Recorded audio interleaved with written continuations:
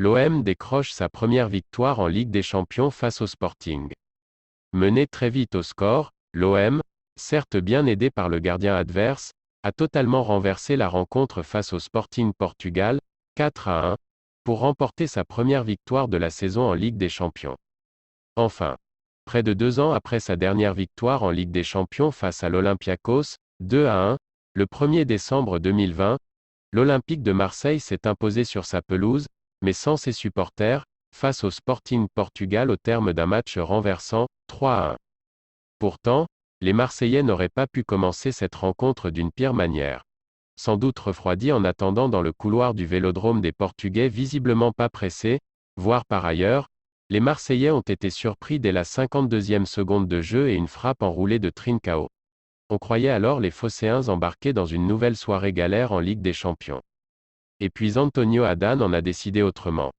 Le gardien lisboète a d'abord concédé l'égalisation à la suite d'un bon pressing d'Alexis Sanchez, le Chilien réussissant à contrer le dégagement de l'Espagnol, 13e.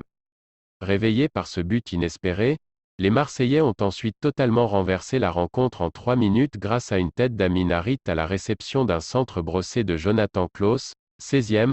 Au départ de l'action, Matteo Guendouzi, repositionné au milieu de terrain ce mardi, avait récupéré une mauvaise relance d'Adán. La dernière boulette de la soirée pour le capitaine des Lions, espérait alors les 200 supporters portugais présents au Vélodrome.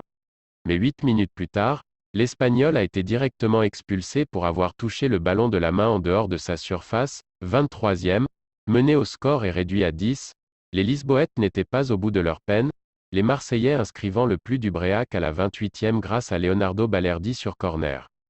Les 4 remplacements effectués à la pause par Ruben Amorim n'auront rien changé. Devant au score et en supériorité numérique, les Marseillais ont tranquillement contrôlé la deuxième période à l'issue de laquelle Chancel Mbemba, parti aux avant-postes, a inscrit le 4e but phocéen. Certes, l'OM est toujours dernier de son groupe malgré ce succès. Mais à une semaine du match retour à Lisbonne, l'OM n'a pas dit adieu aux 8e de finale.